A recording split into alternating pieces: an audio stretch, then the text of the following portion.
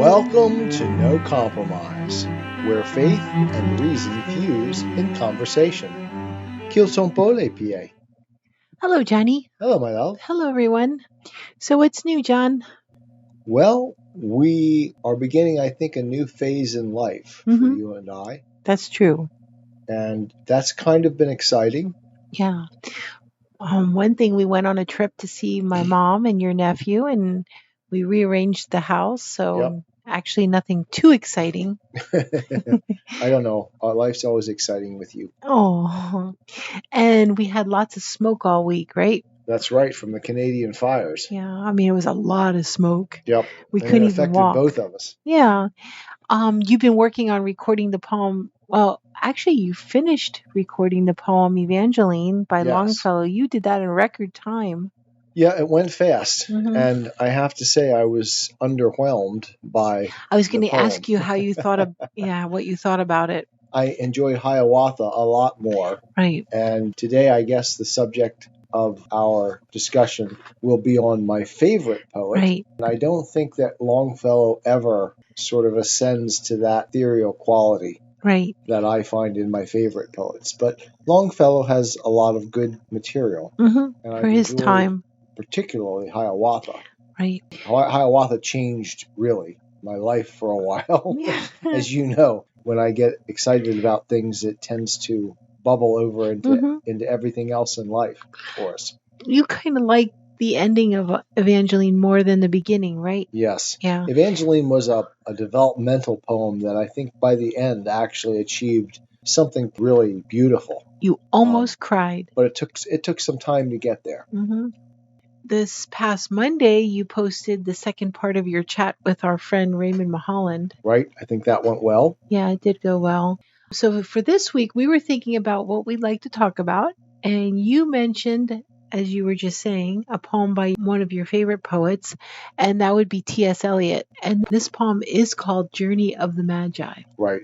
I read this poem at my father's funeral because it strikes me as a poem of the search, of constantly and unrestfully searching. Yeah. And that was my father. And Right. I thought it exemplified him incredibly well. Don't know where my dad stood in relation to Christ. I would like to think that at some point he accepted the Lord. I don't know that. I hold on to it, hopefully. Right. I miss my mom and my dad almost as a pair rather than even as individuals. As a unified force. Yeah, they really were. They were. It was like my parents were one in a really important way in our lives. And like when we went to visit my mom and she's in the nursing home and she lays in bed all day long. And she said, do you remember what she said? I do. I remember it very well. It stuck with me. She said, I miss your dad. I'm not sure exactly how she said that, but it was that sense in which it was the way she said it. Everything together. Right. And they did. And you told me they always held hands no matter where they were. And you and I do that constantly. They're a unified force, just like your parents were. Right. Yep. So I thought the poem we're going to discuss was a good one because we are in June, halfway through the year, and halfway to Christmas. Yes, and this is a Christmas poem. Right. It's called Journey of the Magi by T.S. Eliot. So before we start on the poem, we're going to talk about some background information. So firstly, you recorded Journey of the Magi for Simple Gifts 2 years ago? Right. 3 years ago? We started. Yeah, it was one of the first things you recorded. Simple Gifts. I decided I wanted to do Eliot, which is no surprise. I think if I were to say who the most important poet of the 20th century is, it would be T.S. Eliot. Do you think he's the most influential in your life? I think so. I love C.S. Lewis as an apologist, as a Christian, and I learned more from C.S. Lewis in terms of his essay work. I was going to say as an essayist. Right. But C.S. Lewis as a poet doesn't quite measure up to T.S. Eliot. Right. And there's some interesting things about that because of how their lives were at the same time. But we'll talk about that in a couple minutes. Okay. So for the past 2 Decembers, you posted Journey of the Magi in honor of Christmas. Right. So if anybody wants to hear you read it, It's on Simple Gifts. And Right. you have the link in the description, as Right. always. And I think there's something to be said for listening to someone read a poem who really loves it. Right. And I love this poem. That's for sure. Deeply and profoundly. From the very first time I read it, I think I love this poem. Okay, so let's talk about the background information. Let's start with who wrote this poem. Go ahead. Thomas Stearns Eliot. Okay, so let's give us some background information on T.S. Eliot. He goes by T.S. Right, T.S., just like C.S. Right. C.S. Lewis and G.K. Chesterton. It was sort of the convention of the age to J.R.R. Tolkien. J.R.R. Tolkien. Your initials. Right, you gave your initials rather than your name. And one interesting thing is that he was born in 1888, which was just before C.S. Lewis. Right, so he was like, what, less than 10 years older? Yep. And he died 2 years after C.S. Lewis in 1965. So Lewis died in 1963, the same day as both Aldous Huxley and JFK. And the same day they died. Which is weird. It was weird. 3 people dying on the exact same day who were famous people. Influential people in the world. Yep. Okay, so he was a contemporary of C.S. Lewis and Tolkien, so that puts, when you think about him, that puts you in reference to where he was. In many ways, C.S. Lewis and T.S. Eliot were 2 of my heroes. Even as an atheist. I loved their stances. I loved the fact that both of them, in contradiction to the zeitgeist, the spirit of the age, took a stance in favor of Christianity. Which was, like standing today against the woke. Right. It's like someone who's really taking a countercultural position. Both of them did it. Right. But in different ways. In very different ways. Right. And in fact, C.S. Lewis did not like T.S. Eliot. And I don't know exactly what Eliot's response to C.S. Lewis was. We could, I guess, research that. You did say that they did collaborate later on in life. At the very end of their time together, they did do a certain collaboration with one another that seemed to bring them together. And I think that's important because both of them were Christians in the academic world, in the intellectual circles. Right. And they both were radicals in that way. Right, and influential in their own little sphere of influence. Right. And it was fascinating to me that at the end, it seemed to me that they should have been compatible long before this. But they weren't. Right. And I think most of that was C.S. Lewis's rejection of the modernist view of things. Right. And maybe justly so. Because C.S. Lewis was who he was supposed to reach. Right. And Eliot was there for who he was supposed to reach. Exactly. And I adore both of them, still to this day. Yeah. So T.S. Eliot was a poet, an essayist, a playwright, an editor. You said a banker? A banker, yes. Early on in his career. And Eliot is an odd figure because as a poet, he managed, on the basis of a very small collection of poetry and critical commentary, to rise to the pinnacle of the intellectual world. Yeah. I mean, he became, in a lot of ways, the poet of the 20th century. Yeah, I was going to say he was one of the major players. But that is based on an almost infinitesimally small collection of work. Right. He rose to great prominence on the wave of his poem Wastelands. The Wasteland. Right. Yes. And that was an important one. But for me, his great work is not The Wasteland, but the Four Quartets. I was going to say it's definitely the Four Quartets for you. Like the Ariel poems, was a post-conversion set of poetry. And we'll talk about the Ariel poems later. Right. Okay, so this was something that when I was young, I always thought T.S. Eliot was British. And I was and he thought of himself as British. Yeah, actually. I was surprised to find out he was born in St. Louis, Missouri, and he was born to a Boston family, an upper class family. They were Unitarian, in fact. And he didn't become a British citizen until he was about 39 years old, right? 1920s. Yeah. Right before World War II, he became a British citizen. Yep. So that was interesting, yeah.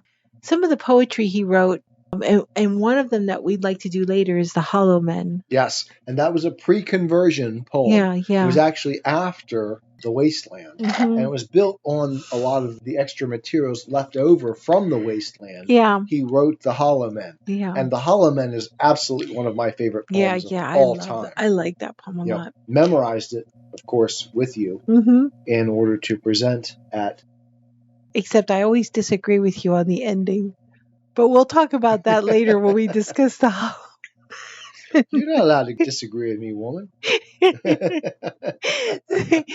So some of his other poetry is the Love Song of J. Alfred Prufrock, The Wasteland, as you said before, Four Quartets, as you said before, Garantian, all of those you've read for Simple Gifts. Yes. So if you're interested in T.S. Eliot, go to Simple Gifts. I would encourage all of our listeners to go and listen to the poems by T.S. Eliot. Or read them for yourself, whatever. Read it for yourself, sure. Whichever one. But that's probably not as good as having me read it because I love T.S. Eliot. That's true. And having someone who really is a lover of the poems read them for you, I think is a real treat. And I love hearing you read them. So the poem we're going to talk about today, The Journey of the Magi, it's a 43-line poem, so it's not very long at all. And it initially was a part of a series of pamphlets called, as you said before, the Ariel Poems. It was released by Faber and Guire, a publishing house where T.S. Eliot actually worked.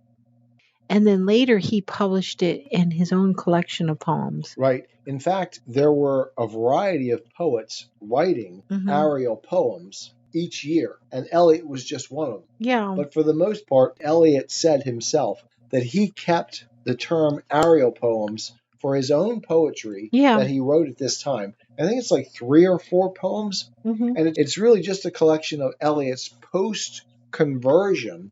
Okay, let's just go back a little bit. He was asked by Faber and Guire, the publishing house, to write a poem every year for a series of these illustrated pamphlets. Right, and some others were as well. But they were like a holiday theme pamphlet, and they were going to be sent to the company's clients, and they were called the Ariel series.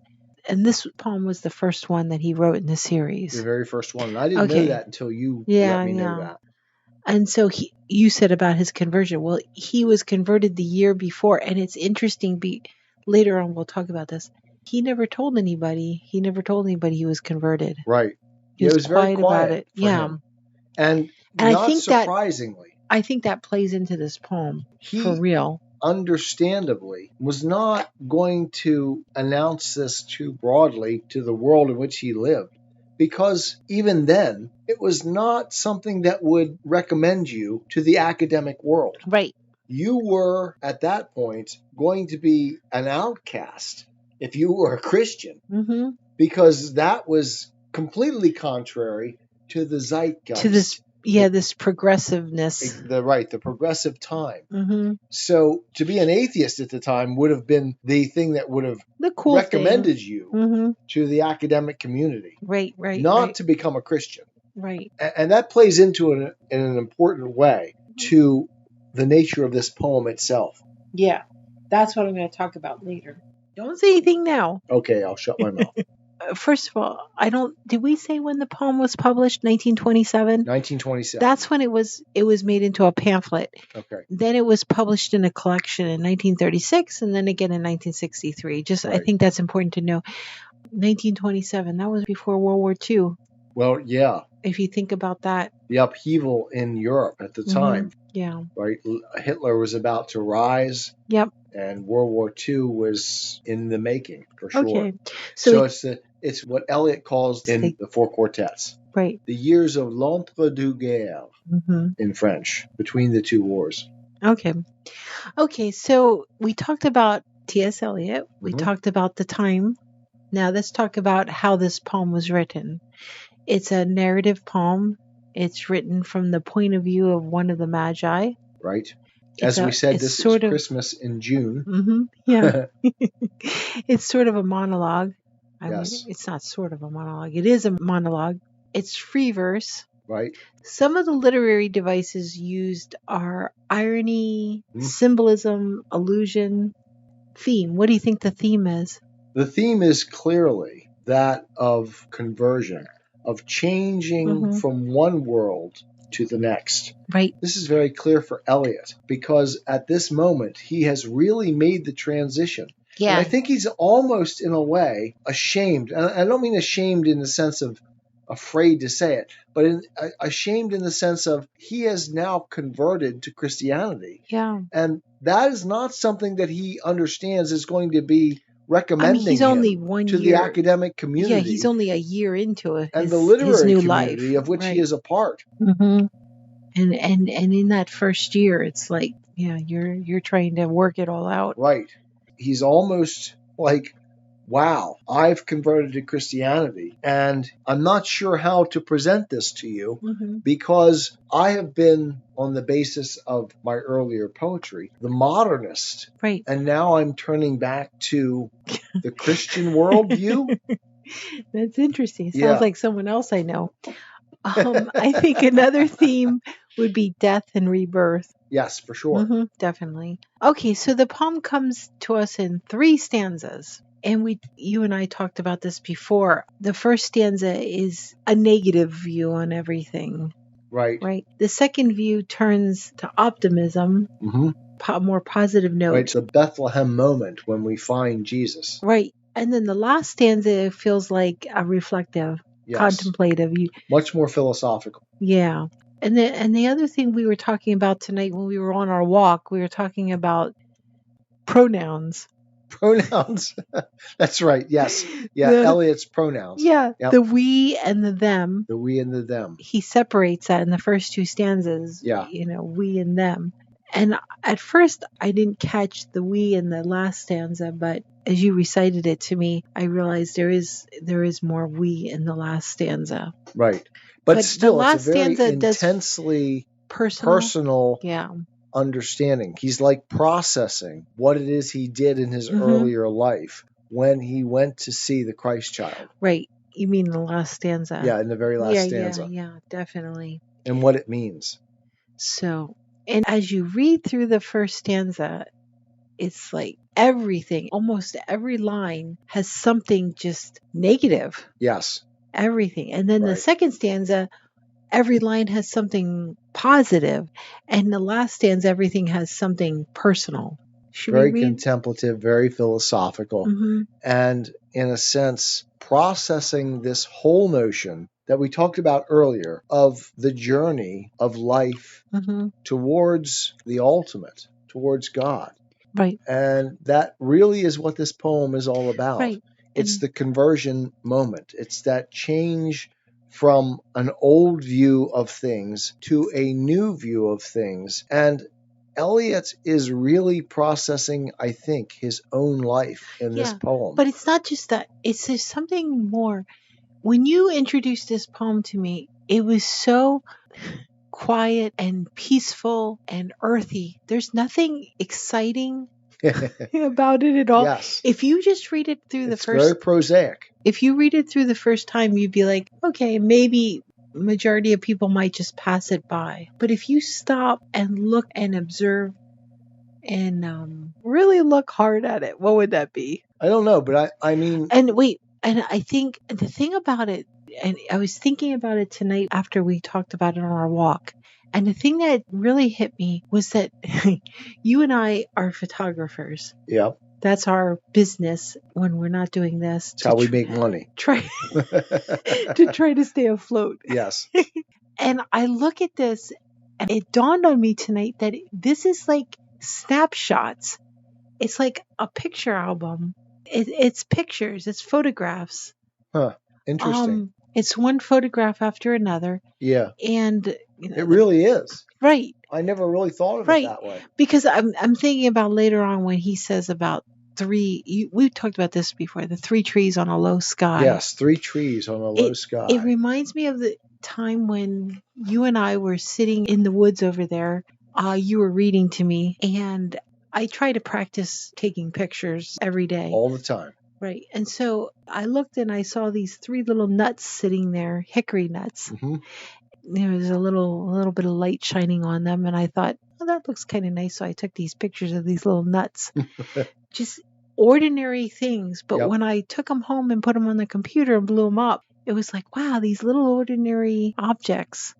And that's what this poem is. Yeah. It's like snapshots, and each one is these little ordinary things. Mm-hmm. These ordinary thoughts, these ordinary ideas become beautiful. This is why, and I really hadn't articulated it well, but this is why this poem so profoundly spoke to me of my father. Yeah. He was much the prosaic man of the day. He was a carpenter, and he did carpenter things all his whole life. And his life was like snapshots. Yeah.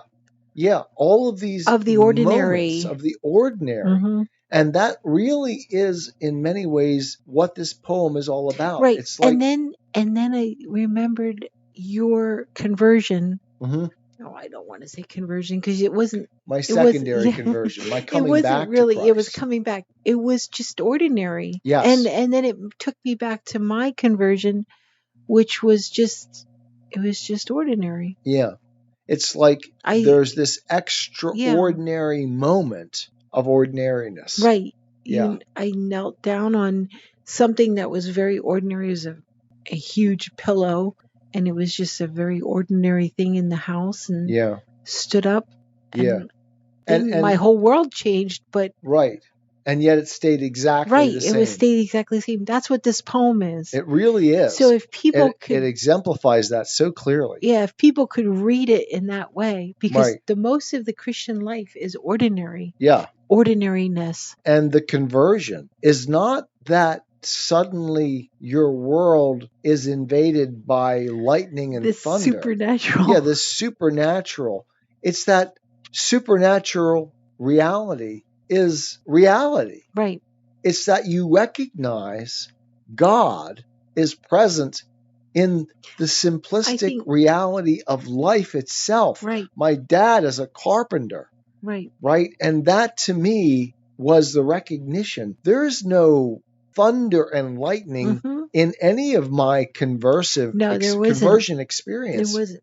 And I think Eliot, his conversion, because after he converted, nobody knew. Right. Or I shouldn't say nobody knew. He didn't vocalize it. Right. And Lewis, he was the same way. Same way. He says he went to the zoo. Yep. And he came back a Christian. And he came back a Christian.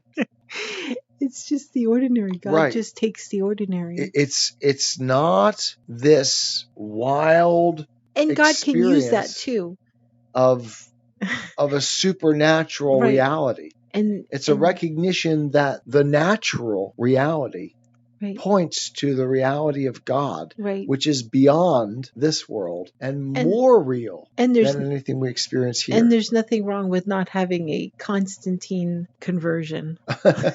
Or a Pauline conversion, where suddenly Christ reveals himself to you in this magical vision. No, it doesn't happen that way for the most part. Right. He can reveal himself to you in just the ordinary. Right. That's what this poem is. I think so. Yeah. And in fact, I think the conclusion, not the conclusion, but the turning point in this poem is when Eliot says, in the person of his narrator, it was, and this is the moment of Bethlehem when he sees the baby Jesus, it was, you may say, satisfactory. Right. Well, he said, finding the place it was, you may say. Finding the place it was, you may say, satisfactory. And then standing up. And I think that's the greatest understatement in all of history. Right. And standing up from there, and like you said, it changes your life completely, but it doesn't change your life completely because you're still in the same place. Because you're right where you were before. Right. But you're right where you're supposed to be. And yet everything is different. Right. Yes, that's that paradox of the Christian reality. Right. So we haven't even started the poem yet. And I think we've actually given the most important elements of what it means. Yeah. So good. Okay, so I am a Christian with the searching and skeptical mind of an atheist. I don't want to believe anything that isn't true. I know both sides of the looking glass, and I know them with open eyes. I choose Christ's side. I invite you to join me from wherever you stand before the looking glass. That's this week's episode. Thanks for listening. And remember, you can have your religious cake and eat it too. You can have reason, respect for science, a 21st century worldview, and be a Christian.